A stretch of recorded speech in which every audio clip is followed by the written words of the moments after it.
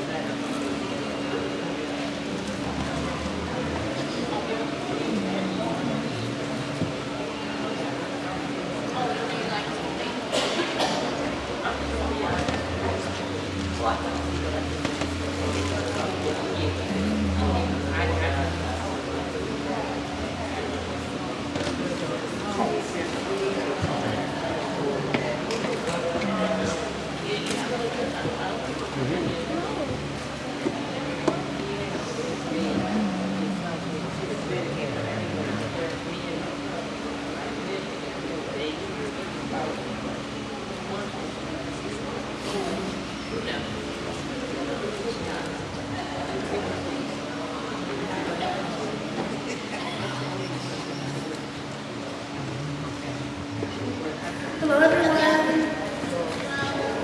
Thank you so much for taking the time to be here. This is an issue that we've been talking about in Detroit, that Detroiters are talking about all the time. So I really appreciate each of you for showing up and being here to discuss this issue in depth and brainstorm and strategize some solutions. My name is Amani Sawari, and I'm an energy justice strategist with Walk Green 2.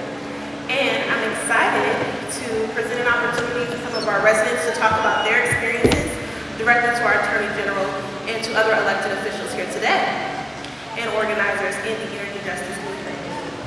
So I want to bring up Attorney General Nessel. She represents each and every one of us as residents in the state of Michigan.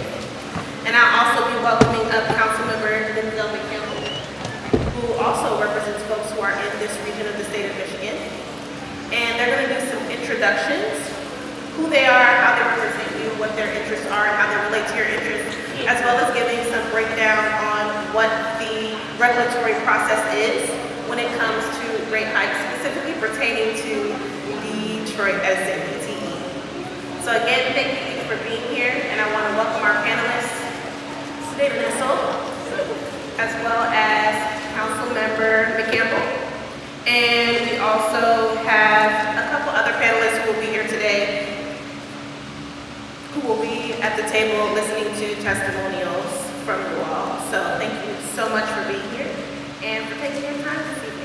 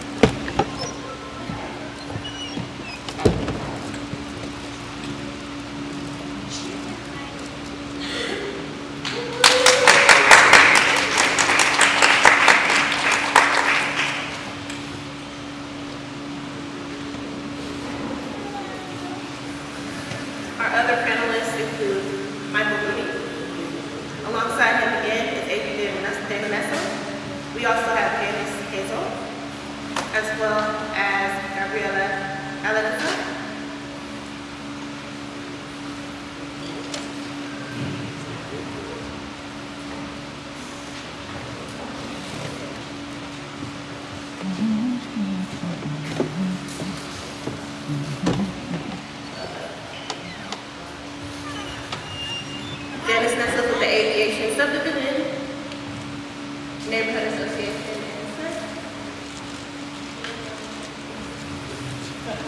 We have Denzel McCampbell here, your council member. Thank you all so much for being a part of this panel and taking the time to listen to our residents.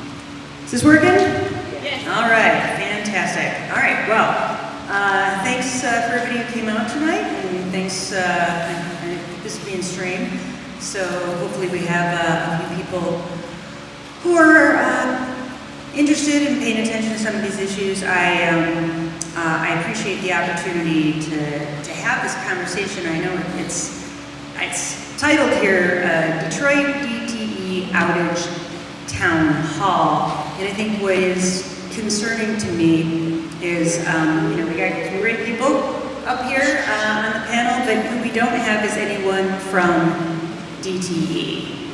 And it's not because they weren't invited.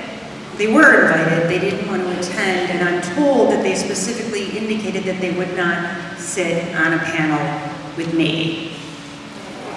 We all have our jobs to do, right?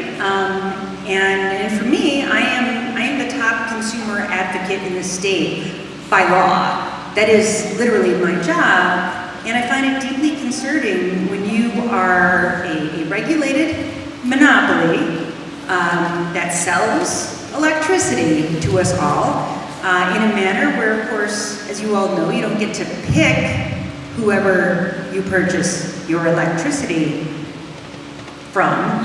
It just comes with your house, right? It's dependent on what region you live in, who sells electricity to you in your home, and you have no choice in that selection. So for DTE to say that they won't even come here to have this conversation to help sort of explain what is going on. Why are prices so expensive? Why is our service so poor? And to talk about what their plan is to improve things, it's deeply concerning with me. And this is just not a way for us to run this system, not a way for us to have our utilities work. This is a deeply broken system. And I think it's just time that we all just recognize that and understood that until we fix the system, we're not going to fix the problem. So, as I indicated, obviously it's very expensive to purchase electricity in our state, and in fact, 1 in 4 Michigan households are considered to be so ill-equipped economically, financially, that they have to do things like not go to the grocery store or skip out on medications that they need just to pay their electric bill. And we talk a lot, of course, about the expense of heating your home so that you don't freeze to death in the winter. But we have to start talking more and more with climate change about people who will get not hypothermia, but hyperthermia, and literally die because it's so hot in their household and they can't afford to air condition it because it's just too expensive. It is a considerable problem. Now, as you all know, we have a regulator that is supposed to ensure that we don't have those kinds of issues, the Michigan Public Service Commission, that's supposed to be an expert and impartial regulator committed to protecting consumers while promoting fairness, transparency, and trust in Michigan's energy and utility sectors, or so says their website. But in truth, as we know, the MPSC is a board of 3 political appointees that function like a court that reviews all the utility cases in the state. Now, on behalf of my department, I'll say this, since I was sworn into office January 1st, 2019, my department has intervened in 100% of all rate hike cases that have gone through the MPSC. And our lawyers like Michael Moody here, who is our division chief of our special litigation division, I mean, they work hard to scrutinize these requests. They read every line, they retain experts, and they do everything that they possibly can to find where the bloat is, you know, to find what the extra stuff is that DTE and the other utilities do to try to increase our rates unnecessarily. And they look for things like private jet travel, you know, or funding programs that they're not aimed at efficiency or reliability, but just padding their own bottom line. And, you know, we do our best, right? We go to these contested cases and we put on expert witnesses and we cross-examine their witnesses. And we try our best to bring down whatever it is that is the requested rate hike. But let's be real, let's be honest about how it works, right? You know, they ask for $100 million in extra money. We might say it should be $0. And what does the MPSC do? They split the difference, don't they? And they do it not every time, but virtually every time. So yes, you know, our staff, through their hard work and dedication, have saved ratepayers, if you add it all up, more than $4.6 billion when you look at the rate hike requests. But during that same period of time, our rates have still risen for DTE's territory over $1 billion just in the last 5 years. It's crazy.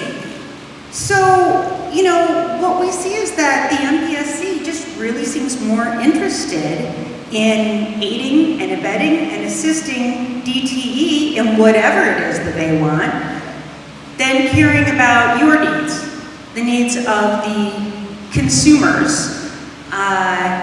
And, you know, I think it goes without saying, and if you're here tonight, you probably know that DTE and Consumers Energy just happen, coincidentally, to be 2 of the state's foremost political donors, and that they bankroll candidates on both sides of the aisle who will cater to their demands and will bury you. If you were a candidate for office, bury you if you come out in opposition to their practices.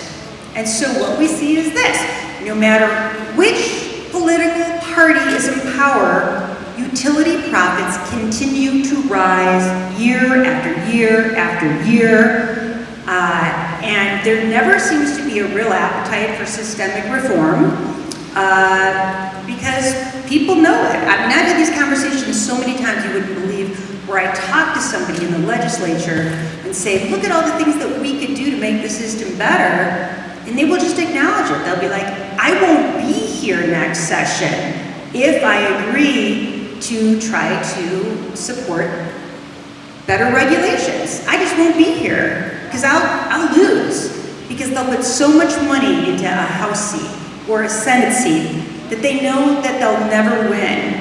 And who's footing the bill for all this corruption? We are, the ratepayers. So, and the utilities, they don't actually list political bribes as a line item in their rate hike request, but you should think of it more as an allowance, right? And the commission, what they do is they routinely grant utilities a near 10% rate of return on investment for every single dollar they spend, no matter how much they spend. And then money gets funneled into these campaign contributions and these dark money PACs every single election cycle. And when they do that, they've effectively stonewalled any of the policy proposals that our department suggests from gaining any traction. So what are some of the things that they could do? The state legislature easily could implement reliability metrics. Now, DTE has said that the 4th of July outages were caused by fallen trees, and that may really be true. But it makes you wonder, what about all the money we've spent for them to do tree trimming maintenance? Did they actually spend the money on that?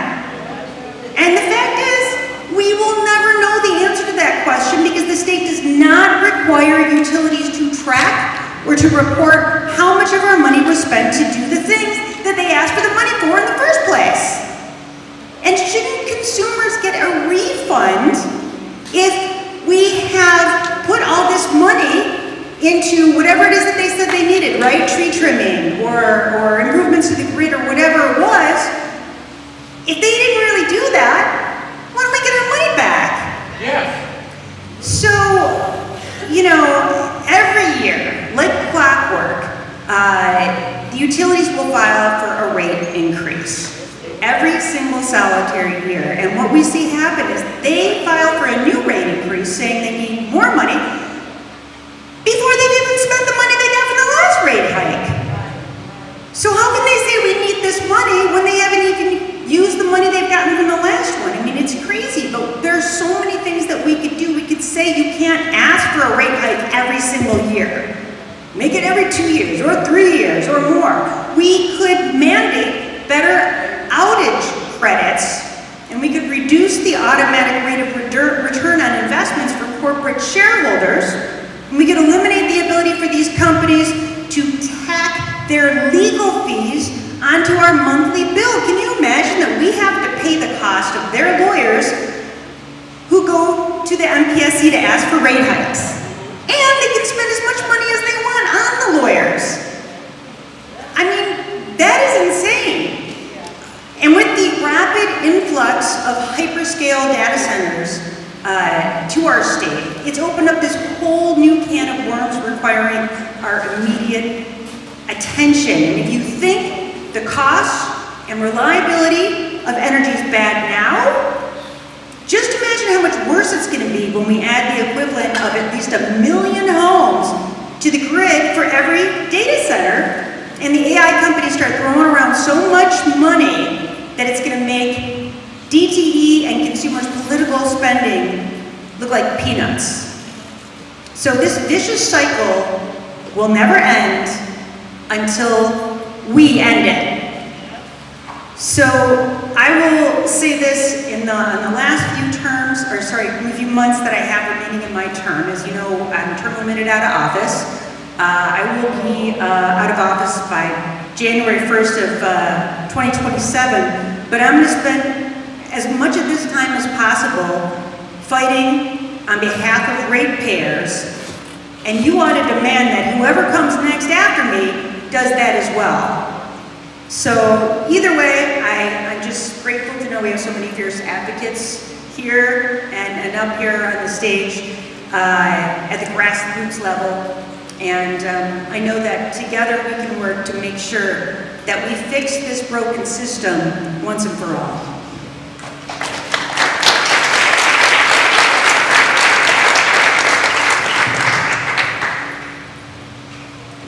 All right, can you hear me? All right. Good evening, everyone.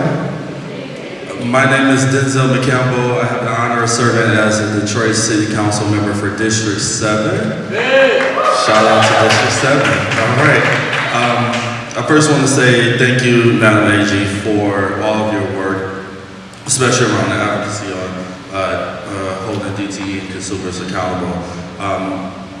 What I would just say, as I think about this, we continue to see record-breaking temperatures across the state. We continue to see 100-year storms become a yearly occurrence, right? And we also continue to see our utility bills go up. And what we don't see in that is to increase the reliability for folks. And the bold actions to have resilient infrastructure in the face of what we know to be with climate change. And for the hundreds of thousands of people who were left without power over a holiday weekend, while numbers just appear on paper, we know that those are families who were preparing to have a holiday weekend with their families. Those were seniors that were on my phone crying about, in tears, about that they just filled their refrigerator up because they just got their monthly check, and now they don't know how they're going to replace the food in their refrigerator. These are folks that are living in places where they're dependent on medical devices that they didn't have electricity for that. Like, what we see about behind those numbers are the stories that folks are deeply impacted by not having a reliable system. And then when we see DTE go to the MPSC to say that we need this money to improve it, and yet every summer, every winter, with ice storms and such, we're faced with these outages, it's a slap in the face to families here in Michigan. And I want to be clear, as the AG laid out, we're not talking about the workers at DTE that are working on the lines. We're not talking about the folks that do this work day in and day out in the community and such. We're talking about the actions of folks at the top that have the decision-making powers to invest in our infrastructure. We know that DTE and consumers are the utilities here in the state, and we're asking them to just do better. We're asking them to do right by the folks that give money to their shareholders, that line the pockets of their shareholders and executives, right? We're asking for just the respect that when we are going to pay our bills, that we're actually paying affordable rates for our energy, and that when we pay that bill every month, we expect our energy to be on. We expect it to come to our homes, right? So, as mentioned, the fact that they have gotten $1 billion since 2020 in rate hikes, and we're not seeing that improve on our reliability is a shame. The fact that we see DTE, instead of increasing the reliability, invest in our infrastructure, give that money to elected officials or folks running is a shame. Because we're not paying the bill for you to try to influence folks not to hold you accountable. We're paying our bill for you to give us energy. We're not paying our bill for you to go to Lansing and even the Detroit City Council to not have accountability, to skirt accountability so you can continue to make your investors rich. We're paying you to make sure that our seniors, our families get the light, to keep their lights on, to keep their gas on, right? Folks are frustrated, period. They continue to be frustrated. And we need to make sure that we empower the folks, whether it's in the Attorney General's office or in the legislature or in the governor's office, make sure that we empower them, but also hold folks accountable. As the AG mentioned, whoever comes after her, to make sure that they are going to be the top consumer advocate for you. As folks are coming to our doors day to day and calling us, texting us to give them a vote for the state legislature, ask them, what are you going to do to hold DTE accountable? Have you taken DTE money, right? And I know we have a ballot initiative to stop that. That'll be on the November ballot, and we have to do that on all levels of government, right? Because what I'll tell you that I think about it all the time, even on the city council level of speaking out against DTE, come time to run for re-election, I'm sure you will see, or whoever decides to run against me, you'll see on their campaign finance report a contribution from DTE. So Or maybe you won't see it on there because maybe it's in a dark money PAC that gets spent on their behalf. That's it, exactly. You'll see it on the airways and on the billboards and mailings, right? You're absolutely right, AG.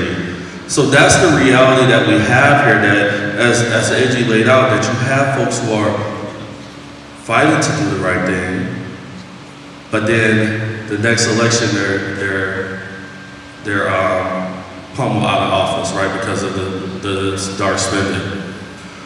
So on the city council level, there's a couple of things that we can do, and I know most of the actions are on the state level, but we are pushing that MPSC actually has a hearing in the city of Detroit to hear from you all, to actually hear how the impact of these rate hikes are. Because I know many of the residents of District 7 joined the last hearing that the MPSC had, but they need to come to Detroit and actually hear from folks. And not just to do where you came and listen, but they need to actually act on our behalf, right? And also in the city of Detroit, one thing as someone who believes in environmental justice, we actually need to invest in renewable energies that directly benefit households, not DTE, but the actual households, so we can build a more reliable, resilient climate and energy infrastructure. So those are the things that I will continue to push for on the city council. But what I would say to you all, that it is upon all of us to continue to push the MPSC, to continue to push our state reps and state senators to take action, because we cannot continue to have unaffordable rates and unreliable systems that continue to leave our folks in the dark and have folks struggling to make ends meet, whether it's paying their DTE bill, deciding, well, am I going to keep my heat on or am I going to buy groceries? Am I going to keep my gas running to warm me in the winter, or am I going to pay for my prescription? That is not a choice that folks should have to make, especially in the eyes of the utility that is continuing to raise our rates just to pay their lawyers, to pay for political contributions, to pay for dark money groups, and not to actually keep our energy going. So I appreciate you all for being here. I appreciate the organizers here, and thank you all so much.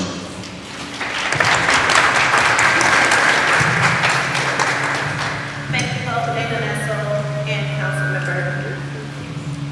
Okay.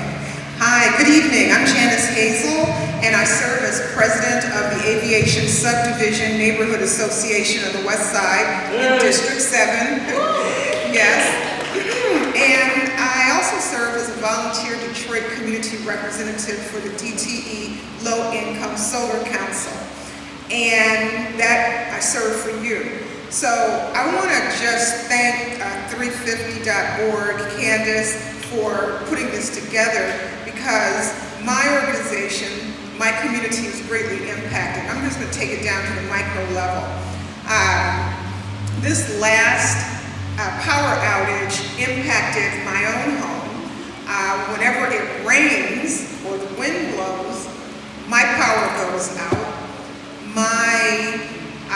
Or partial power, the back of my home, which is the kitchen, so I lose food, right? And I think they're up to, $42 per day to reimburse you, and we know that groceries are much, much higher than that. And another thing, for people with disabilities, which Councilmember McCampbell is the chair of the Disability Task Force, for someone who has a spine condition, for other people who have a variety of mobility challenges, if I'm in my Lyft recliner and the power goes out, I can't get out of my recliner, and a lot of other people like that. Now, I have a little more mobility than some. I know some people who sleep in their lift recliner because they have no ambulatory capabilities. But just think about that. People who are trying to live independently, who are in a lift recliner, and the power goes out.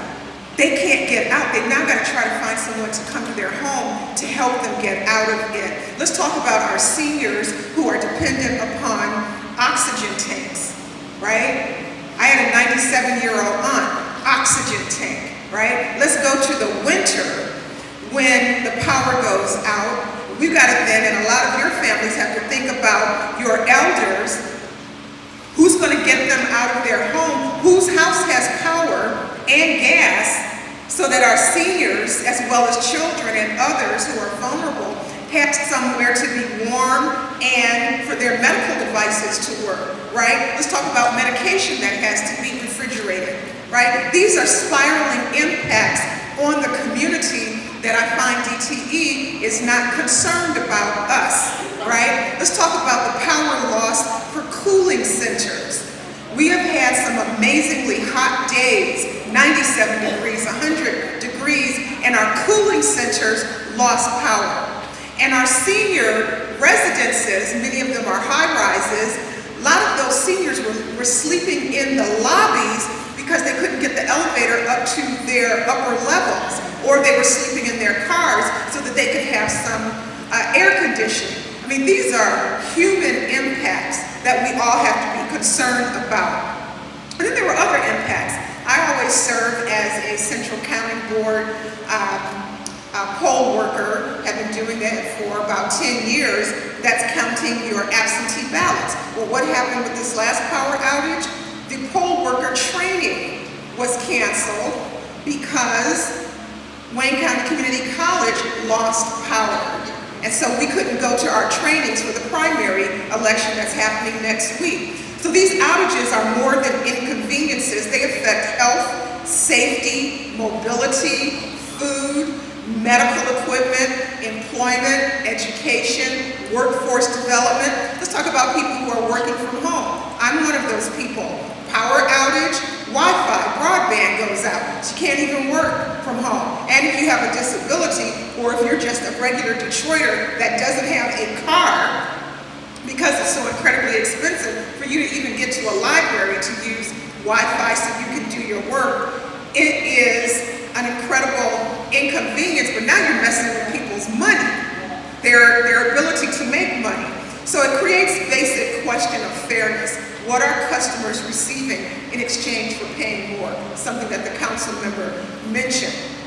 So tonight is not only about frustration, it's about accountability, transparency, and affordability, and solutions. Residents deserve accurate restoration estimates. So when my power went out Friday, July 3rd, my restoration estimate was Wednesday, July 8th. Wednesday, July 8th. Our neighborhood association was scheduled to have our monthly meeting on Monday. Councilmember McCampbell was a speaker, Congresswoman Rashida Tlaib was a speaker, and a number of others. Well, the church lost power. So what was the restoration estimate? Wednesday, July 8th. For our meeting that was Monday the 6th.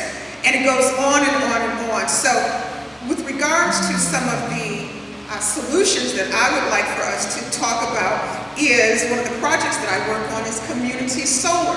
You need to advocate for community solar. The city of Detroit has initiated its solar neighborhoods for powering municipal buildings, which is great to save money, but we need to expand that fully for residents' homes. And that's what the Low-Income Solar Council is about, and I need your help in advocating for that, for money, for us to be able to enable that. So what is community solar? The project, the 3 pilots that I'm working on are for Detroit, Highland Park, and River Rouge. And what does that do? That allows people who are of a low income to be able to get the benefits of clean, renewable energy, even if they're renting. right? Because that energy can be stored and then sent to those apartment buildings or those homes. Because a lot of people are renting, and the owner of that property or of that high-rise apartment complex may not want solar panels. But community solar enables us to push that power lower cost to residences, no matter where you live throughout the city of Detroit. It can be stored. And so I would say, let us all engage the city of Detroit to replicate the neighborhood solar for our houses, right? For our homes. And that means a $25 to $35 bill credit every month for you if you have that community solar, right? And there's a piece of legislation in the State House that Donovan McKinney put out, House Bill 6041 for the Michigan legislature to champion community solar. So I want you to get that into your conversations and start talking about it. So tonight I encourage everyone to speak from your lived experience, listen respectfully to one another, and remain focused. And I want to just say this, I'm a native Detroiter. Grew up in the aviation subdivision, but I spent 30 years in Washington, D.C. I'm one of few people who can say I was appointed by 3 presidents in their administrations, Reagan, Obama, and Trump, okay? I worked for the Census Bureau, so I know what most of our neighborhoods are like, our census tracts. And what I want you to understand, I've worked in federal government, I've worked in the White House, but I've also been a lobbyist for industry, for 2 industries, right? So I was the hired gun, and I was the one who managed the Political Action Committee. I'm the one who dispersed money, getting that money out of politics. Where's my people from Money Out of Politics? They're here in the room. I want you to get active with them. But see, let me tell you how the game works. The Political Action Committee, which I was the PAC manager, I bought and sold members of Congress all day, every day. That's that money that our Attorney General was talking about, right? And if you were a member of Congress, House or Senate on the federal level, if you weren't doing what I wanted for my industry, you get no more money. And guess what? I'm gonna run somebody else against you and I'm gonna fund them. So you have to really look at these people who are running in Michigan for our federal U.S. Senate seat, which I used to work for Senator Donald Regal, our former senator back in the 80s and 90s. And who are they getting their money from? Because of DTE and or consumers, whoever you are get your power from, you gotta wonder, where's that money going?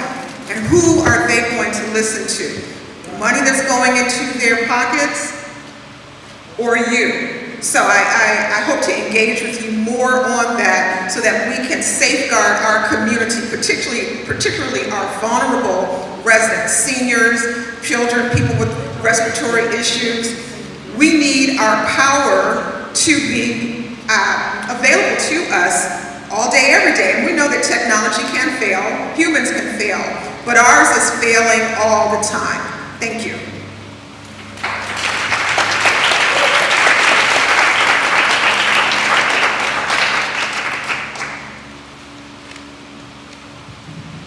I wouldn't add anything, grand like these speakers do, but in the years of working with utilities, I have like 2 things that drive me nuts. A lot of things, but 2 things I can talk about here.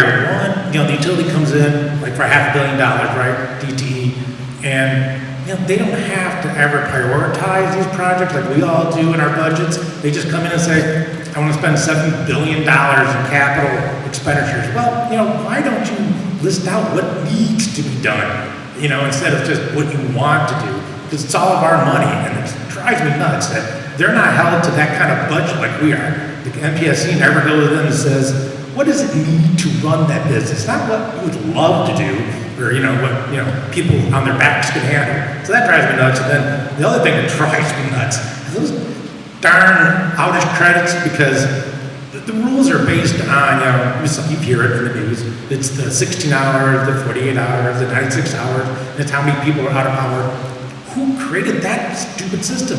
Because it's based not on whether those wires are engineered well, you know what I mean? That's what you think you would be on. No, it's based on how many people go go out of power, so that just incentivizes the guy who doesn't maintain the system. You know what I mean? Why would you maintain your system when you can get to that catastrophic level, the 96 hours to restore? Because that's what they get. When you have a bad system, you get incentivized to be that bad system because you get 3 more days, whatever, to restore the power. You know, instead of like, how about a system that's based on how strong is your pole? How strong is your wire? Can it withstand 30 miles per hour winds? No, it's just based on that falls down and you have a crappy system. We'll give you more money, you know, or you don't have to pay out as much money. You know, those are 2 things. Sorry. It's always drove me nuts in years. Thanks, Michael.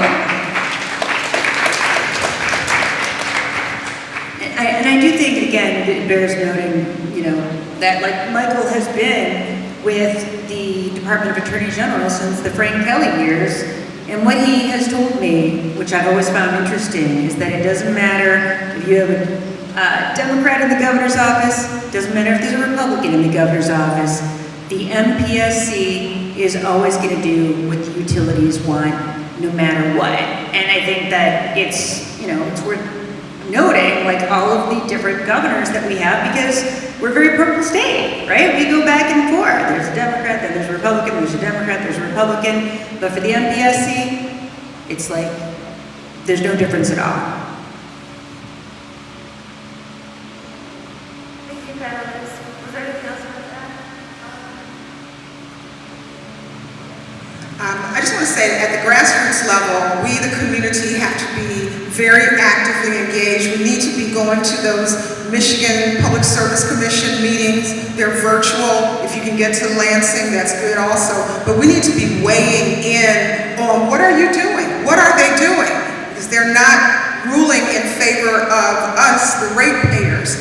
I see some other of my colleagues here who are presidents of neighborhood associations. I see Bobby Johnson here, who is Cody Rouge, Franklin Park, I believe. I see Paul Chenault, who's the president of Midwest Tireman, all in District 7, ironically. And we might have some others, it's just some faces that I know. We have to engage, we have to be organized. If you're organized, you don't have to get organized to write letters, to call, to go to these meetings. You can activate. So I encourage you to be active with your block clubs, your neighborhood associations, and other organizations so that you can impact these meetings so that these public service commissioners can do what their title is, rule in favor of the public. Thank you for that. And I appreciate each of you adding the different elements, the different angles that we're looking at. Thank you. Thank you for that. I appreciate each of the different angles that you all are revealing to us when it comes to the AG's office and their role in intervention, and the fact that we have an AG who's been so participatory in taking the lead in fighting back DTE and making sure that the MPSC has something to weigh against what DTE is saying. We need to make sure that the next AG is doing that and raising the bar. We cannot allow the next AG to not continue with that. And then when it comes to what the council member is saying here, unveiling what public officials and elected officials are doing. Not every council member is going to tell you that there are other council members who are bought. And the fact that we have one that is not bought standing here, we need to make sure that we protect and uphold it. And when it comes to community leaders letting us know how they're doing the work grassroots and connecting the dots for us, we need to make sure that we're plugging in with our community leaders and ensuring that we are supporting the valuable work that we're doing and showing up when they ask us to show up, as you all have done here today. So thank you so much. The next part of this agenda is ensuring that you all have an opportunity to speak. And so we've selected a few folks that we want to give the opportunity to lay the stage and share their experiences so that our panelists can respond to them. And then following them, we'll also ask if folks are interested in adding their experiences for the panel to respond to, just to add some more insight and connect the dots between what we are all experiencing, because that's what community organizing is. Then we'll ask that you identify yourself. I'll be walking through the audience. And while the testimonials are going on. I'm going to be sharing the same leaflet that I've shared with you all, just some facts and numbers about the increases. You'll see on the first column the year that the case is referring to, the number of comments on the case, and the ask that DTE asked the MPSC for, and the final column is what the MPSC approved. And so that's the process that the AG's office participates in to ensure that that approved amount is as low as possible. And so in this next piece, I'm going to ask Robert Show, as well as Sierra Davis Cooper and Pamela Dawson to share their testimonials. Robert Show, would you like to start us off?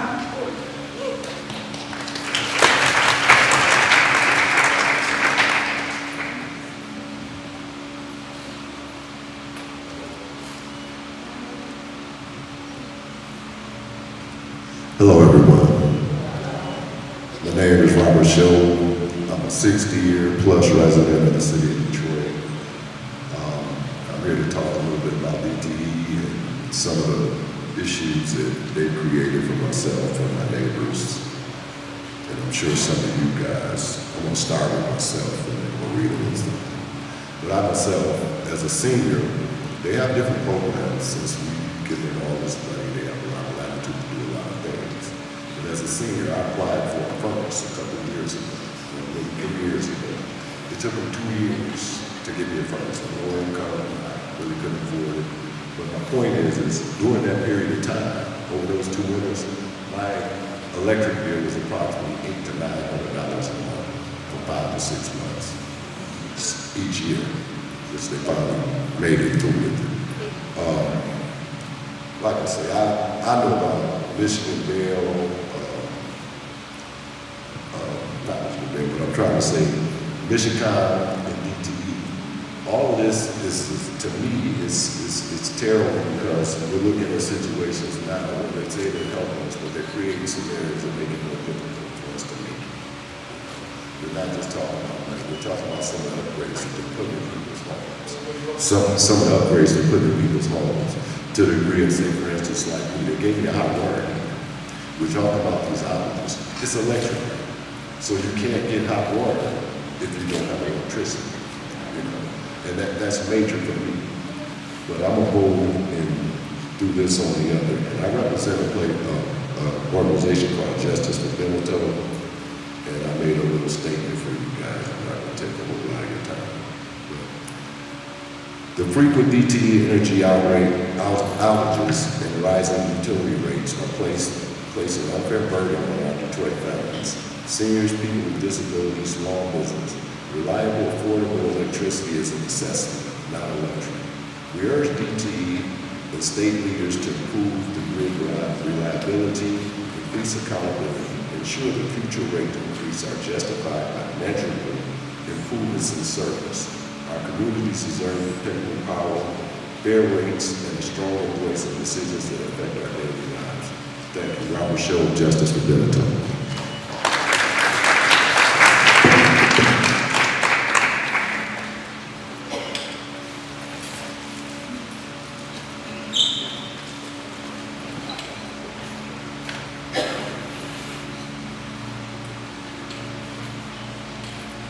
Mr. Shaw, I have a question. You said your bill is $900 per month? Wow, okay. What's the square footage? 1,800, 1,900 square feet, and you said $900? That's the.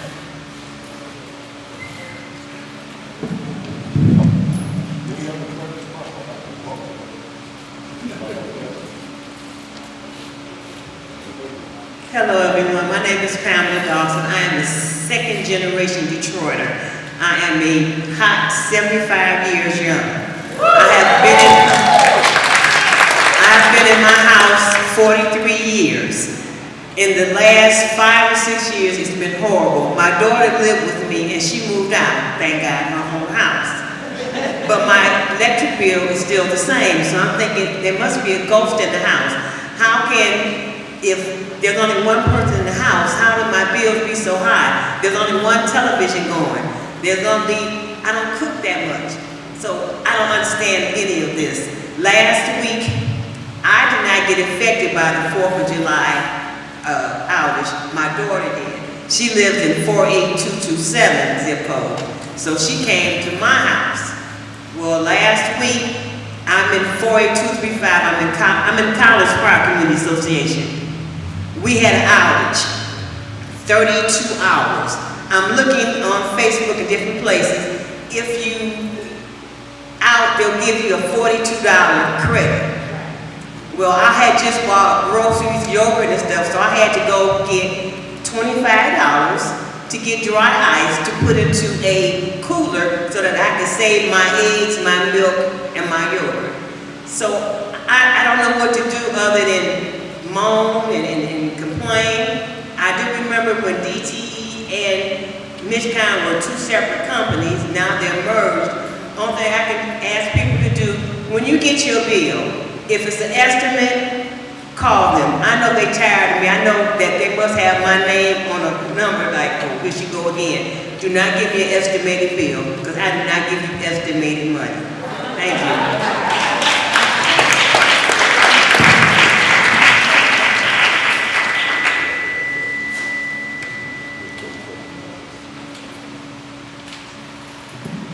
Hi, I'm Sierra Davis Cooper. I live in 48219. I have quite a few points here. For the last 6 years, there have been an average of 3 power outages every summer that last a week or longer, and at least one every winter now. The outages do not correlate with the weather events anymore. They occur randomly on days where the wind gusts are minimal to none. The outages reporting system on the DTE website reports inaccurate restoration times and dates. The same households utilizing the same temperature settings all year see increases in their monthly bills, mine included. My home is at 62 degrees all winter long, and I do not use the AC unit on my home at all in the summer. But my bill continues to rise, and I'm so confused by that. I was so confused by it that I had HVAC crew come and disconnect my AC unit because I thought that maybe it was just drawing energy somehow, but it wasn't. My rates are still going up.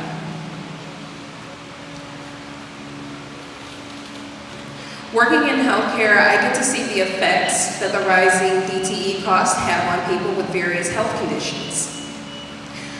I work in the hospital and I work in the skilled nursing facility. It's where I moonlight. And I get the opportunity to see where people have had exacerbations of various diagnoses because they were without heat or they were without energy, so they can't use their oxygen concentrators. They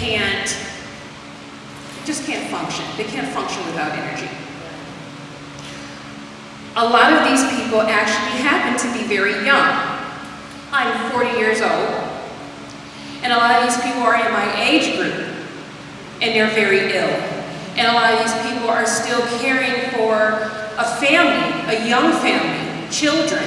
And so these people require energy to be able to still get up, function, take care of young children. Well, how can they do that if they're without energy, they become ill, and then they're not allowed to work anymore, or like one of my patients works at home, but without power, he can't actually work remote. So now his costs for, like his bills are just astronomical. He's behind by a month in payment.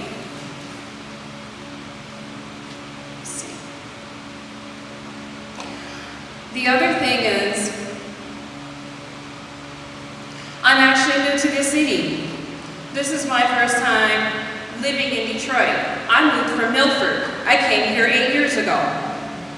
And I didn't expect to come here from there to this. The rising costs are also concerning because I can't see where the money is going. There's an itemized statement about what I'm using, but there isn't an itemized statement about where my money is being used. This isn't benefiting anyone in my community, not even the small businesses around me that I frequent. There have been no incentives in place targeting customers and encouraging them to install solar panels to reduce dependency on the grid. So if we're all on the grid, I've had the pleasure of being able to go into suburban cities and watch their grid go underground. My grid is still above ground, and I don't understand why. My house is 92 years old. My house is older than the houses in Farmington Hills. So I don't understand why the oldest cities can't go underground first. They're the most fragile. If there are solar installations occurring throughout the city, where are they? And is it possible that the others to follow are placed on structures rather than on the rich land or soil that Detroit has? I did my due diligence about learning about Detroit. And what I do know is that Detroit used to be a swamp, so therefore we have premium soil. And it would just be a tragedy to burn off all of that valuable land, putting solar panels in it, when you have lots of structures that can be used for that. Lastly, why does DTE have a monopoly in our state? Why isn't there a competitor like the telecommunication and internet providers? Do you all know why? Yeah, it's because of the law. That is how the law has been written. And it doesn't mean the law can't change. It can. But we have to have legislators and we have to have a governor that is willing to change it. Okay, so do we all know who those individuals are so we can vote that way, so we can get what we need? I mean, I know who's the legislature and I also know who's governor. So theoretically, yes. No, I'm saying they need to go because they haven't done anything in the last 8 years to fix this. This is a problem. I would say we have an opportunity to do so in 8 days. It's 8 days, right? We have every single seat of the state legislature is up this year in the election. There's a primary election that's happening on August 4th. I think if they're, what area do you live in? 48219. Okay, so if you check who's running in that area, I would definitely. I know. Okay, ask them, how do they feel about DTE? People can tell you anything. Absolutely. So then what's in place to hold them accountable when they lie? So, it's a couple of things. I will tell you this. You should ask them how do they feel about the money out of politics ballot initiative.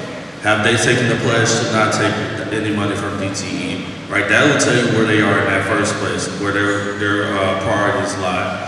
Then also, yeah, we have to hold them accountable. You should let them know, I'm going to be watching you like a hawk while you're in this office. But yeah, all I have, as somebody who has run for office, all I have is my word as I'm talking to you at the door. But also, you're going to hold me accountable while I'm in there, right? So, to know you have all these folks that are upset about DTE, and we are sick and tired of you coming to us telling us one thing and you get up there and do a different thing. So we are organizing to hold you accountable, whether it's on your block, whether it's in your neighborhood, or the zip code, right? They will pay attention to that. I will also say, as you talk about competition as such, there are 40 municipalities across the state that has public power, right? What I will tell you also, as they're looking at this in Ann Arbor, DTE, as we talk about political spending, has spent a ton of money to try to trick folks to say that they don't need public power, right? So yes, I did read about that. As we think about what as the AG said, is the law that can change, we also have to be very mindful of DTE's power to use our dollars against our best interests as well. So I hope that provided some context, and there are some ways that we can ask our candidates, where do they stand on like the ballot initiative, have they took the pledge, and that will tell you where they are. What I would say very specifically is like, I don't want to just hear empty promises anymore. And here's what I mean by that. I don't want to just hear generalities. like, oh yeah, no, I'm for bringing our rates down. I'm for better service. Okay, that's great. I'm for fresh air, and I'm for clean water, and who's not, right? But very specifically, like, what is your plan? I want to hear the very specific bills that you intend to propose and that you will vote yes on. And if they can't make a commitment, like here's, these, House bill or Senate bill 1, 2, 3, 4, 5, if they can't say very specifically where they stand on those issues, then I'm not interested in electing them. Correct.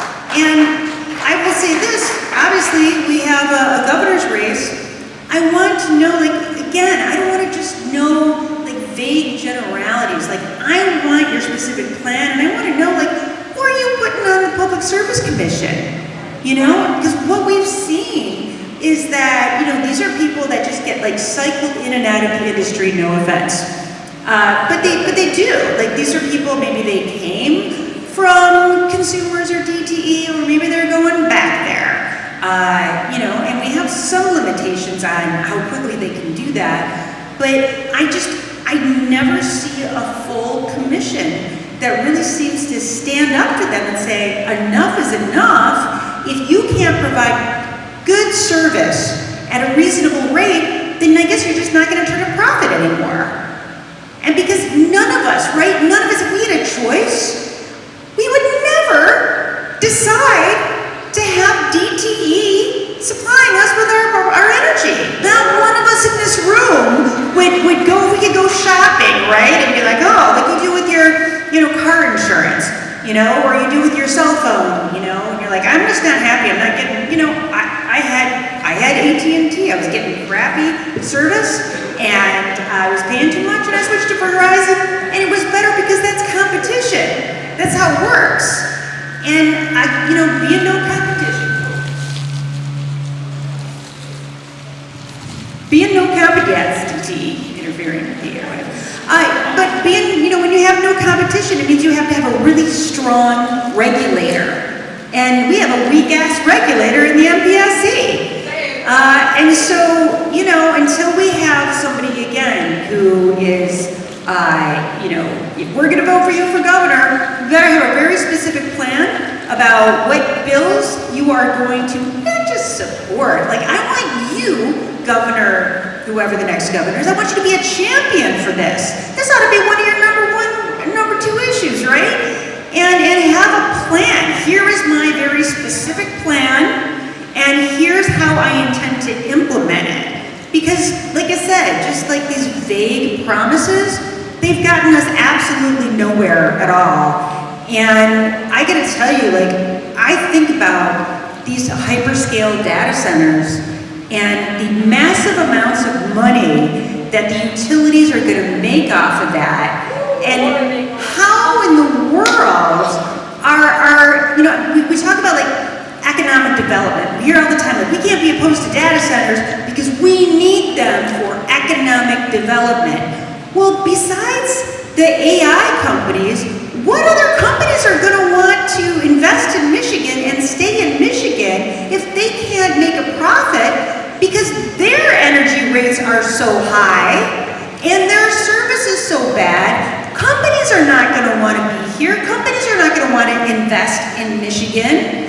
And so when I hear the economic development part, I'm like, I think you're missing the part where everyone else can't do business here because of these hyperscale data centers coming in, and we don't know what that is going to look like for us. But we have a lot of promises about how great it's going to be. So I think we have to be very wary of all of these things. And obviously, again, we got primaries that are coming up, and then we're going to have the general election in November. I will tell you, in my department, we're doing everything we can to make sure that we have safe, secure, fair, accurate elections, and that there is no meddling by the federal government.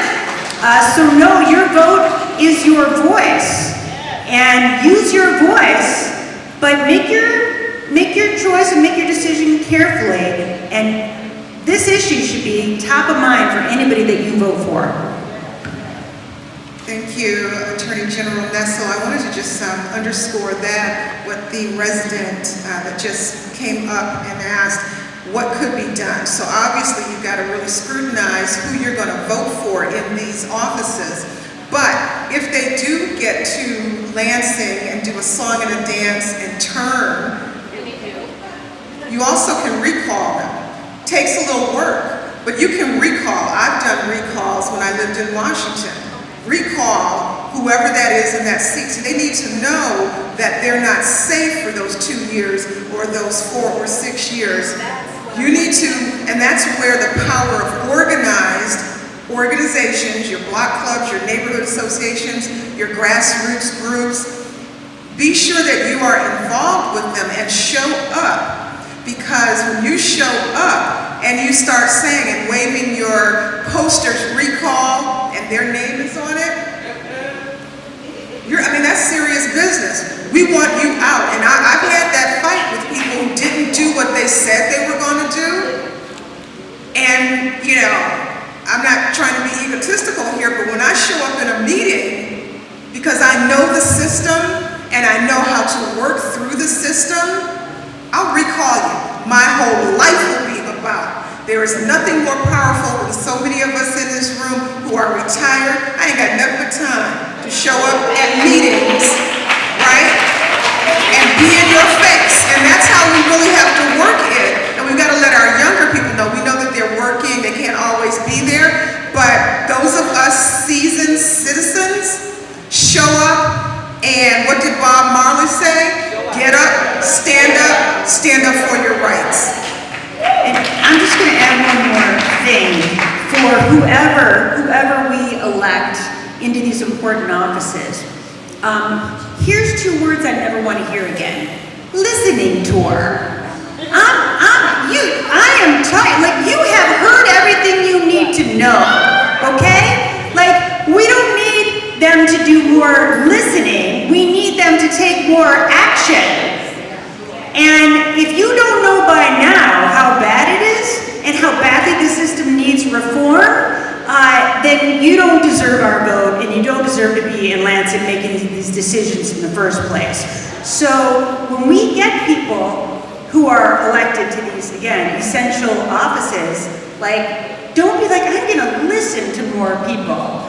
Like, I don't know what else you need to hear at this point to actually start proposing bills and then whipping your caucuses and getting as many people as possible. I hear that Republicans like to have reliable and reasonable rates for their electricity too. This should be the most bipartisan issue that there is, right? We're not any different. We're all people who rely on electricity. And so my hope is that when we get new people into office, they will take action immediately. And if they don't, as you suggested, they deserve for us to hold them accountable. Thank you for that. And we want to give an opportunity for folks in the audience to also speak. So the first person that I have here is Callister Arnold.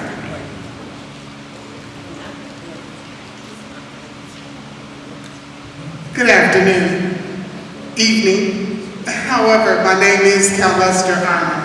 I can stand here and divulge and reiterate on all the issues that they've already discussed, but that's not what I want to do. I want to know, what is the process, or is there a process or protocol that we can do? Because a lot of people are not reading their bill, and your rate hike doubles between 3 and 7 every day. If you watch television, between 3 and 7, your rate hike doubles. And you cannot do laundry between those times of day. And I think that's utterly ridiculous. It's a travesty that DTE would not come here today. And not only am I upset about the fact that we can't watch television without not eating. Because either you're gonna pay your DTE bill or you're not gonna eat, one or the other. Okay, so, but not only that, DTE, I grew up in '06. I live in 24221 now. Okay, that's where I reside. But my family property is in '06, Sturgeon and Linwood, right down there. Graduate, you can see I went to Central Graduate. However, they destroyed the neighborhood last year.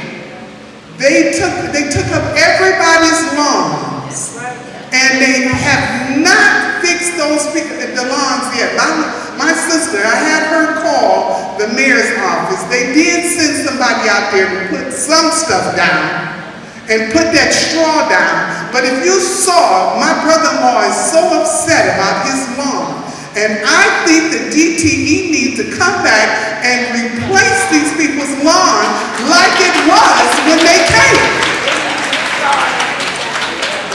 So I'm telling you, DTE, it's a travesty that they're not here, right here, so that they can hear the complaints themselves and give us some type of how to rectify that situation.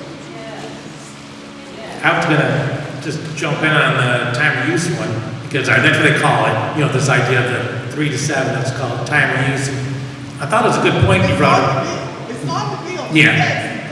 Well, I'm glad, because some of the people might not know, because, like, I'm just doing the same thing I always did, but a few years ago they switched it, so even though you did the same thing you always did, if you did your things between 3 and 7, all of a sudden that doubled, so I'm glad you brought it up, because a lot of people might not know, I haven't done anything different. Well, they did, you know what I mean? So that's why your bill's going up, is that, now you can't do it in those time frames. You're right. No, I'm glad. I don't, on the lawn thing, I think you're right. I don't actually know what the rule is on that. I have to look it up, but they should be fixing that lawn. I'm with you on that. Like I said, I had to call the mayor's office. They sent somebody out. They sent someone out. But the lawn is still a disaster. It's a disaster. They destroyed the whole neighborhood. So, and they're not coming back to fix it. Right? I mean, it's like when they're tree trimming, they leave everything around or something. They took up the street. It's not replaced. You got ditches. It's horrible. Ma'am, what we'll also do, I know they reached out to the mayor's office, but we'll make sure to get you your council member's office too, to see if there's an additional push that can get that rectified for sure. We also have comments from Yvette Drayton.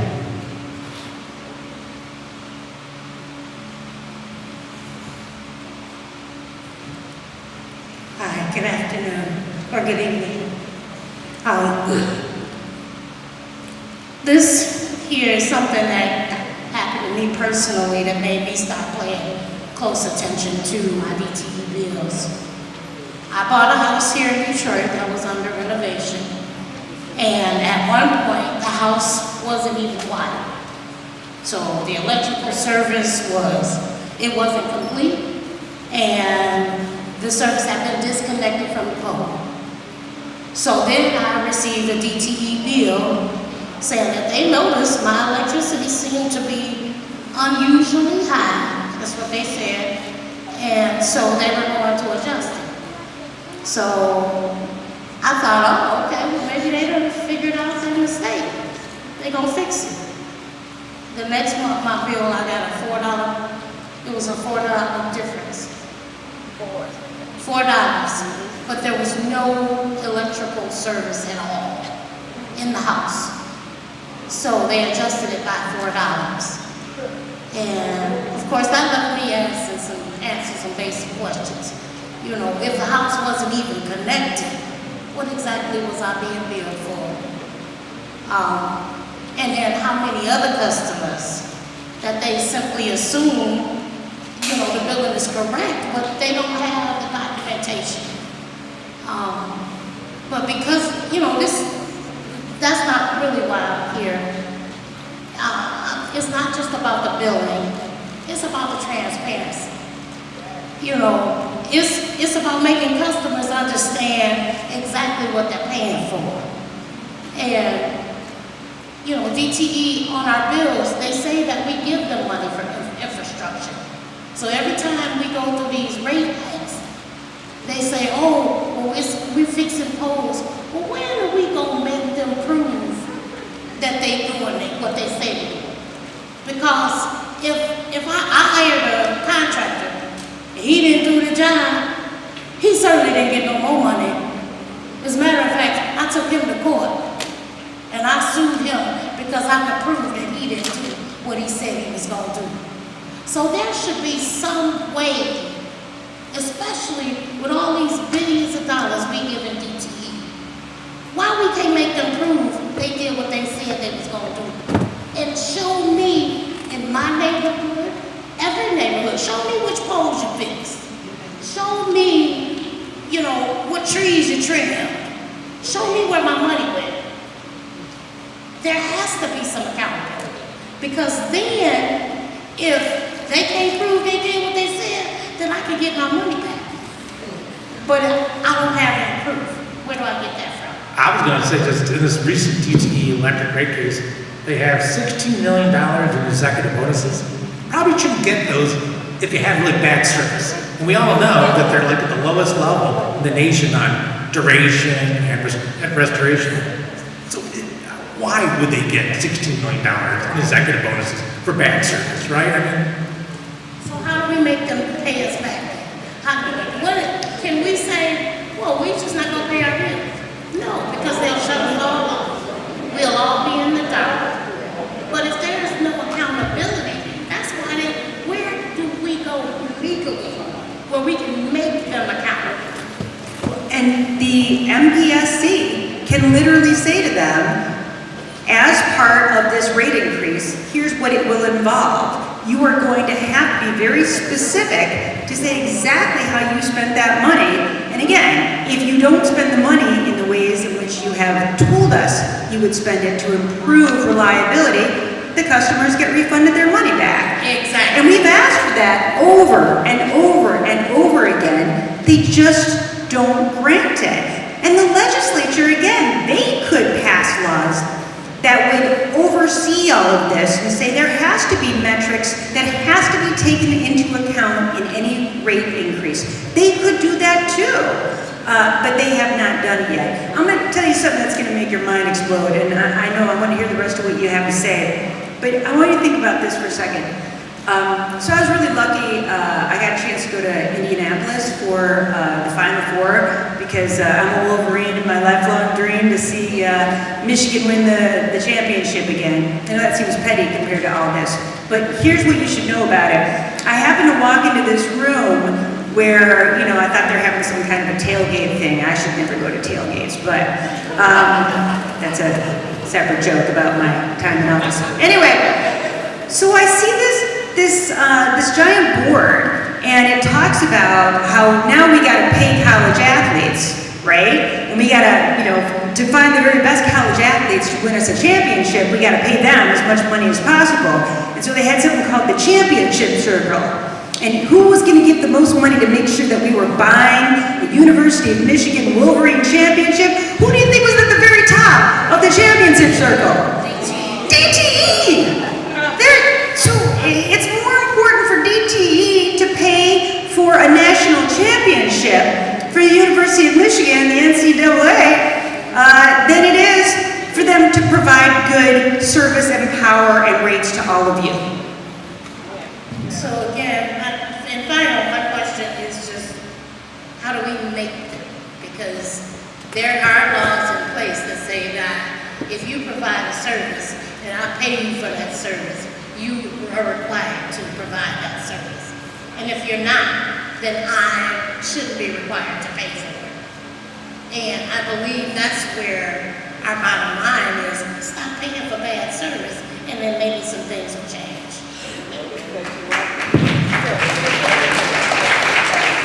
Thank you, Ms. Creighton. And she brings up a great point that I want to bring up Baratha from Vote Solar to speak about what the legal process is for us to be able to raise our complaints and actually have something to stick a hook in to make some change. I know we only have 30 minutes left, so I'm going to go very quickly. Again, my name is Baratha. I live in 48202 in the north end, so I'm in District 5, sorry Denzel, but yeah, it is what it is. I actually work with Mike Moody pretty closely because I also fight DTE and consumers' energies in the rate cases and them trying to keep the coal plants open and things like that. Candace from 350 will send an email out to everyone that signed up for tonight's event, 2 specific links. The first link is where the commissioners that's supposed to fight for us, they're saying they want to investigate what happened with the storms during the July 4th outages. Like what did DTE do or not do, what did consumers do or not do. We'll send you a link for you to file public comments, and we'll give you a template for you to fill in your name and say, my name is Baraka, I live in the North End in Detroit, my power was out for 48 hours, and here are all of my grievances. That's the first link. The second link is something that all of us mentioned earlier, which is the DTE rate increase. They are asking for $474 million. Based on history, they might easily just get $200 and something million. Right? And that's just because that's what the 3 commissioners, they're just going to say yes. But that link as well will send you automatically to the site for you to provide public comment. To say, again, here's who I am, I live in this neighborhood, and here's why you should not say yes to them. Again, this is just through the current process that we have because the utilities 100 years ago wrote those laws and gave it to the lawmakers 100 years ago for them to pass. So we have to make sure, as Denzel mentioned, in the primary and in the midterms, we have to make sure we hold the new lawmakers accountable for them to change the laws. Because those laws are 100 years old, and that's why DTE is the way they are. That's why consumers is the way they are. All right, let me give it back to you because we don't have much time left. Thank you, Can I just Baraka. say something real quick? Yes, and then we'll allow for more public comments. So, Attorney General Nessel, a few years ago when I first got back to Detroit, I was producing a radio show, and you were on the show, 2020, and you talked about the poor service record of DT, and there was a report that I believe you cited, or maybe your office did, that indicated that DTE had the worst service record in the country of all utility providers. Is that still available on your website? It probably is, but yeah, right, there's an order, and I have it on my notes here, in 2022 from the MPSC, which I think it's along that same line. They're like, despite over 2 decades of investigations, their reliability hasn't gone up. I mean, that's just like shocking. But yeah, I think that if there's not a link on there, reach out and we'll find it. Yeah, it's probably on there.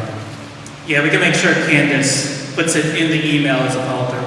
One more thing that I forgot to follow up. So, as part of the laws that I mentioned that were made 100 years ago, DTE is guaranteed a profit.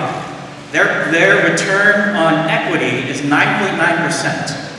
So if, let's just say their entire grid is worth $10 billion, 9.9% of that they're getting every year is a lot of profit. In Illinois, the utility that serves Chicago, the commission over there is making the utility only get 8.9% profit. So that's 1% lower than what DTE has. That doesn't sound a lot, but when you look at billions and billions of dollars, that adds up to $80 million, $90 million of profits that they aren't getting. And they have one of the best services in the country. So it's just me saying again, elections are important and we have to hold people accountable.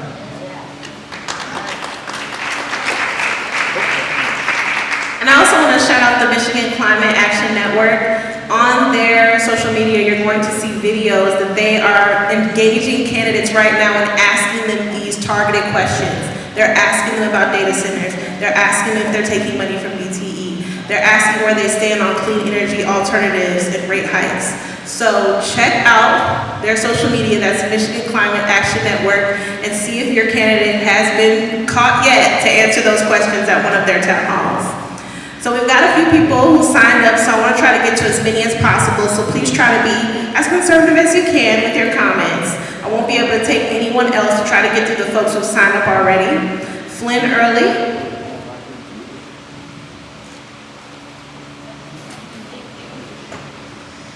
Hello, everyone. I'm loving my team back here. I'm glad y'all showed up, because we need y'all. And you all as well. Thank you for coming this evening. I'm just gonna not be redundant either. Everybody is touching on subjects, but that 3 to 7, that's the time when kids come home from school. That's the time when you actually have a chance to be a parent. And you telling me I can't cook? I can't wash clothes? I have to tiptoe and, oh, don't touch that, don't get... I mean, they're destroying our families. It's bigger than this. Not only that, but the jobs that they're doing, and I'm just gonna digress and go back to my house. My street was fine. They dug my street up. They did whatever they did, because I don't even know, I just know I had to keep telling the contractors to stop throwing trash in front of my house. But now my street floods. Okay, before they did the work, I had no flooding in front. I have a swimming pool in front of my driveway now. Not only that, but I've called the city, there's a 4-foot hole across the street in the corner, around the block from an elementary school. I've called on there, they came out, they put stuff in the hole, then they put a cone there. That cone has been there for 7 years. This is a hole that a child could fall through. It's ridiculous. It's ridiculous. These meters, I'm not even home during the peak times, typically. My bill is through the roof. I have power outages like everyone else. My bill, 5 months out of the year, is at least minimum $800 to $900. And guess what? I have a solar system that doesn't work from Pink Energy that I'm still paying for. I need some help. I don't even know what to do, and I've always been raised, if you're gonna complain, come with a solution. I don't even have one. And that's horrible. Nobody is telling us anything. We have consumer rights, I can't tell. I have all these power outages. I got this solar system I was so excited about that doesn't work. It doesn't do what they told me it was gonna do. So not only am I paying that high DTE bill, but I'm paying for a system that does not work. And there's no one to help me. And not just me, I'm on Facebook with all these other people in all these states, and we're all crying. So I'm asking, I can come to these meetings, but who's gonna help us? This is ridiculous. I know solar works. I'm all for solar. But guess what? I barely got my system running, and they filed bankruptcy. So guess what? My system doesn't work efficiently like they promised me, but there's no accountability. There's nothing I can do. So I got a solar system. Y'all want it? You can come get it on my house. Because it's trash. It's trash. And guess what? Who's gonna help me? I'm not even gonna say me, that's selfish. Who's gonna help us? Because we're all in it together. They're destroying our families. These meters that they installed in our homes, can anybody say how much radiation are coming off those meters? These data centers, there's a lot they're not talking about. What about the water that they're stealing to cool down these data centers?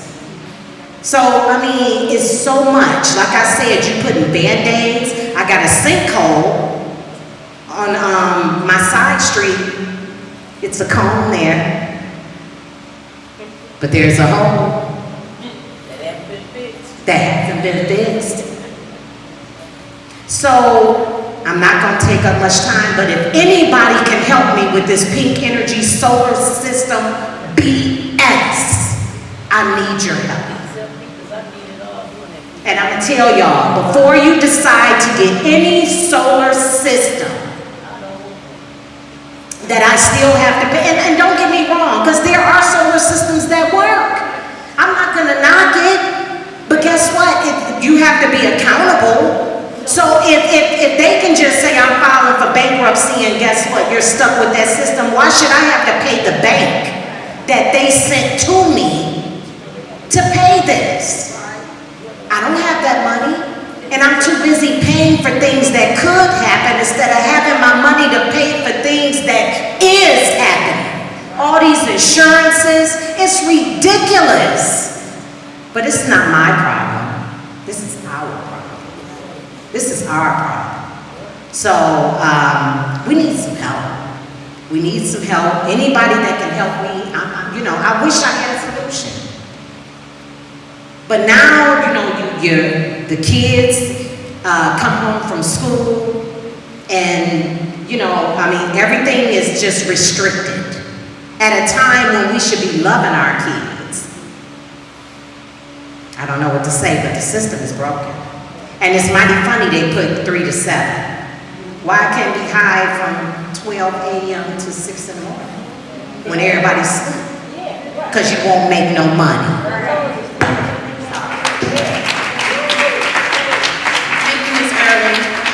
Appreciate you bringing a unique perspective as well, and I want to encourage folks that come up here to share a unique perspective from their own experience. Thank you for sharing that, because it's what you experience that's going to help amplify what our collective issues are that we can take and hold the officials accountable to. So the next person I want to give some space to share their experience is Kendra Davis.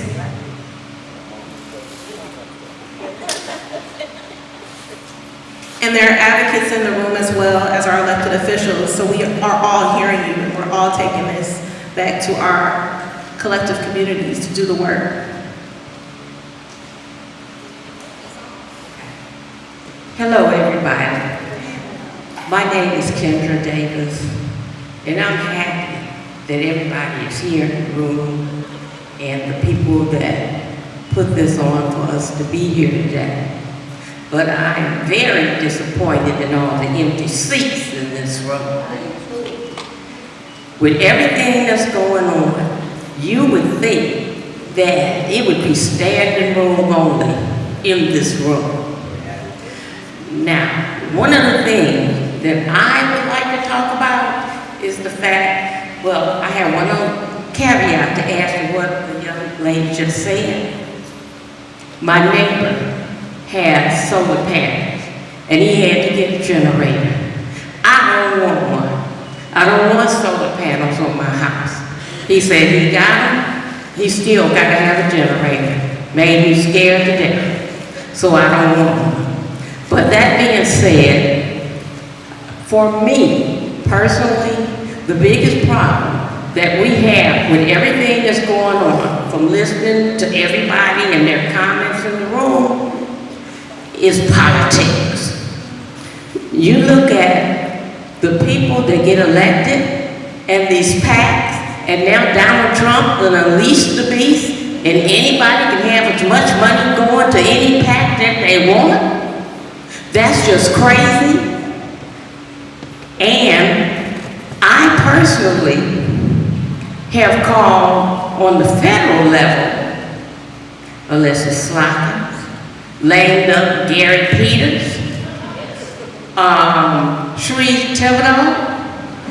The only office that responded to me, and I called him more than once, is Shree Thibodeau.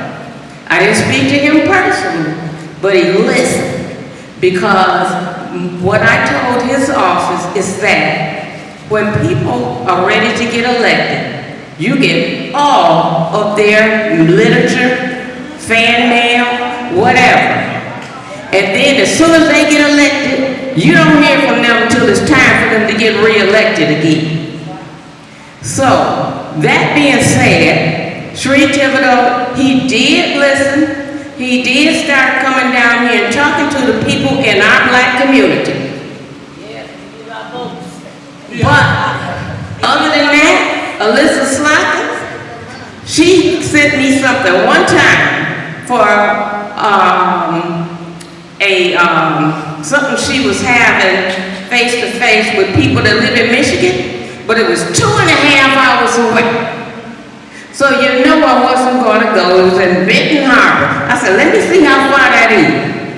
200 miles away. So I said, well, I guess I won't be going. But other than that, I haven't heard anything from her office. Now, when it comes to Lansing, you have the same problems. And it's not just, well, it's Lansing, it's everywhere. It's like epidemic proportions. And it's Democrat and Republicans, as long as they can get PAC money, they're gonna do what that master asked them to do. And until we do something and get people to realize, especially these young people between 22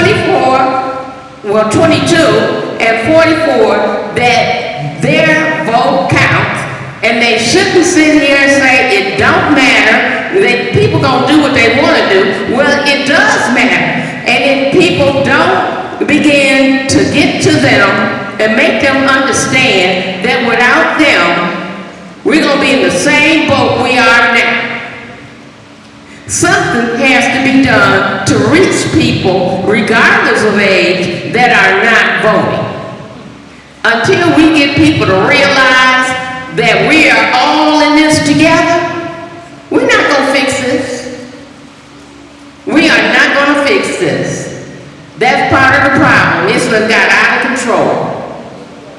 We gotta figure this out and get people to go to the polls and kick these asses out of office. That's all I got to say.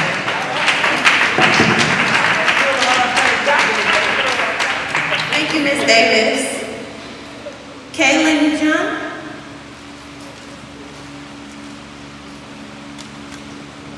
Good evening, everyone. My name is Kaylin Jean. I'm a political activist out of Central Florida. I've been in Detroit for 8 years, since 2018. I have my fair share with DTE, and it's unfortunate those that are in needed conditions, they're suffering as well. MDHS, don't know if it has enough. I don't believe it's only happened to me. There are so many victims out there.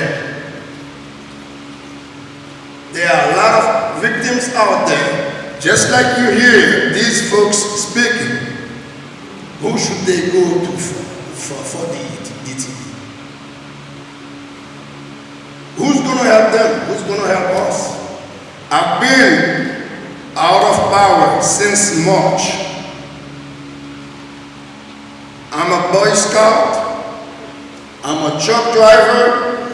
I survive off my truck that parked in my yard, of the inverter, since March. And DTE is still billing me just like I have power.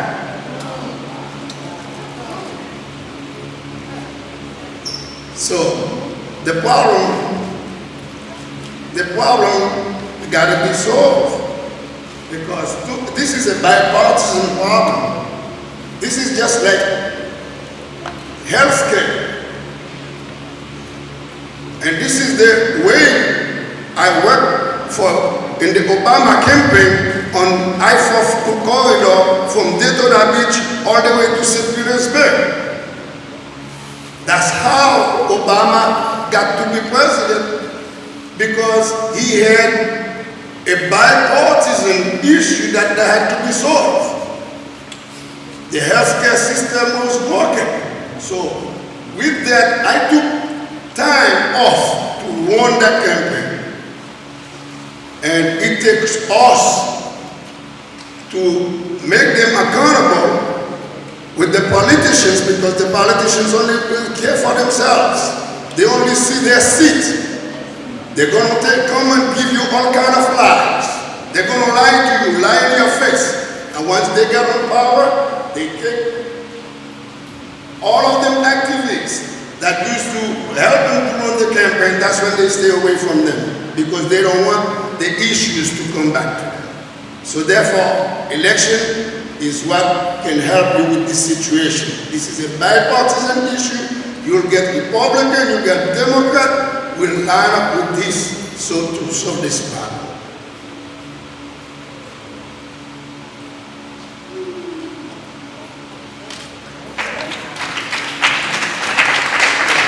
Thank you, Ms. Brown. I want to give the panelists an opportunity to respond before we close, because we have less than 10 minutes left. I do want to say, I have heard a few things tonight that you can make complaints to our office about. So, for instance, we are suing a solar company, I think on the west side of the state right now, for doing some of what I've been hearing here, which is ripping people off. And that's not to say that solar can't be very helpful, but just like in any other industry, you're going to have bad actors. And when you do, you need to make a complaint to our office, and we will absolutely see what we can do to be of assistance. And we're doing it in other cases.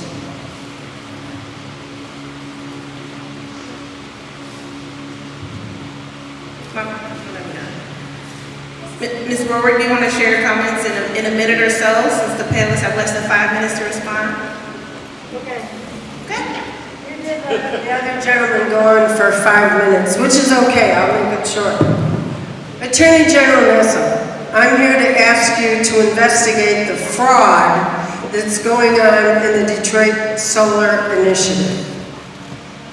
Okay? I got a call from a lady today who said she got a legal paper in the mail, but she said somebody came by and gave her $100. She didn't know what she was signing, and they told her, if you sign this, you won't have to go to court anymore.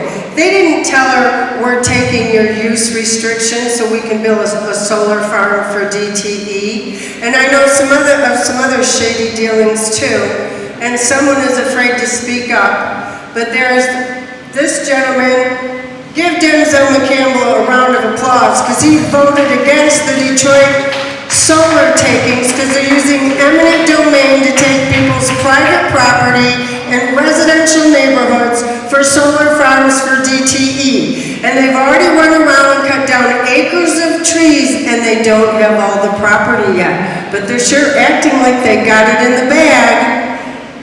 And then I went to go see the people who were excavating. They were from Dundee, Michigan, not Detroit. When I came back to the house, the lady was on the phone with one of the attorneys that the city paid. We're paying $7.7 million for these attorneys to take people's private property, and they didn't get a right to counsel. So they're rolling over people they know do not have the resources to fight back. She called the lady on the phone, and she told her, and I heard her say this because she had her on speaker, she said, I didn't know what I was signing. I thought I didn't have to go to court. And the attorney said, understood, understood. Oh, I'm sure she understands that they didn't understand. And there's some other shady deals I will not say here right now, but I will be happy to tell you about it. And, thank God Denzel was smart enough. I'm not saying don't do solar, but it is an absolute violation of the Detroit City Charter of what they're doing right now. It says the people have a right to expect aggressive action. I would argue that means due diligence by the city's officials in seeking to advance, conserve, maintain, and protect the integrity of the human, physical, and natural resources of the city from encroachment and or dismantlement. But that's exactly what they're doing, is destroying residential neighborhoods in a rush to get the last of the Biden bucks under the Inflation Reduction Act, renewable energy credits. They did not tell us that. And they're citing the 1951 in-race home clearance of Black Bottom case as justification to take people's private property, because state law, one of the definitions of a blighted piece of property, two of them are, if it was ever tax reverted in the past, lost to foreclosure, and owned by a city, county, or state, it is blighted per se, and and a subsequent sale will not take it out of blighted status. The same thing goes for land bank property. So they took this one lady's property because she bought it after it was tax reverted. She always paid her taxes, never got a blight ticket, and they're like, oh, too bad, it was tax reverted in the past, it's blighted per se, so we can take it. That's like saying we can take your property because your eyes are green, your skin is black, you were born in India, or something you don't have the power to do. It is totally unconstitutional, that part of the law, and there was fraud committed on possibly the city council, but definitely the residents of Detroit, because they were not told about that definition, and some people from the city of Detroit continue to come and tell city council that all the owner occupants gave up their property voluntarily. It is absolutely not true. I won't take up any more time, but I would like to tell you about it, because it should absolutely not be tolerated. Over a third of Detroit, per that definition, is blighted per se, and there's nothing you can do about it. So to say you're alleviating blight or eradicating blight is a total legal fiction and fraud on the people they did not tell you about. Thank you. Thank you, Ms. Roy. I want to give some time to hear about the money out of politics. Okay. Well, we've referenced money out of politics throughout. Hopefully you all pay attention to that when you see that on your ballot in November and know to vote to get money out of politics. I want to make sure the panelists have some time to close to respond. Oh, thank you. Christy McCampbell had to leave. She asked me to say a couple of words while we're here because I know we're all been talking about the influence that DTE, Consumers Energy, has had on our politics. If you haven't heard, we just got our ballot initiative approved on Friday. So in November, you're going to be able to vote to get money out of politics. This will prevent companies, not just like DTE and DTE and Consumers Energy, but any company with a state contract. So this is going to include Blue Cross, Blue Shield, other contractors that have contracts larger than $250,000. But at this point, there's two things you need to do. One is you're going to want to get on the campaign. Tell everyone you know. Go to mopupmichigan.org and find out where you can plug in and help volunteer with the campaign. But more immediately, the shenanigans have already begun. There's a move afoot to have the legislature pass a bill that will replace this one. So what we need to do is get out ahead of this, call your representatives and tell them you want the people to decide. We need to be able to vote on this ballot initiative. Don't let them take your voice away. All right? And that's all I have to say. Thank you very much. Thank you so much. I really appreciate it. Thank you, panelists. If you'd like to share any closing words, I want to make sure to give you the floor to respond to the folks. 30 seconds, Baraka says. I just want to thank everybody who came here tonight and thank everybody especially who spoke up and voiced their concerns. I would say that the Michigan Department of Attorney General, we hear you loud and clear. It has been a privilege and an honor of a lifetime to be able to serve all of you. I feel terrible because I wish I could have done more in the time that I was in an office. And, you know, I can work outside of the office now that I know how well that, you know, how the structure works. But it's up to all of us to come together and to insist and say that, you know, we're not going to put up with this anymore. And I know everybody's all there, right? You guys are there already, but we have to stay banded together and to recognize what's happening and to understand that we do have the power to change it together.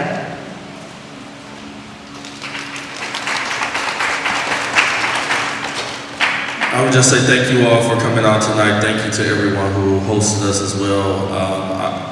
Look, I have a commitment to do all that I can in the city government to not only push colleagues in the state legislature to do more and to be out there with you all, right? Like, I'm I'm a voter as well, so I'm asking the same questions as we come up on the primary and general, but also to be innovative on the city level, what we can do to increase reliability, what innovation that we can have to have actual renewable energy that will actually work, that will actually bring down our costs and increase reliability, and all that we can do on the city level to hold DTE accountable as well, and to think about what it is, what does our energy future look like, to actually have more reliability, to actually have more of a choice, and to actually have lower cost of energy. So feel free to reach out to our office, especially if in District 7. If you're not in District 7 and want to know who your council person is, we're happy to point you in that direction as well. I know we heard from multiple folks that had issues around the lawn and the roads and streets and stuff. We're happy to connect on that also. So thank you all so much. And again, my name is Denzel McCampbell. Thank you.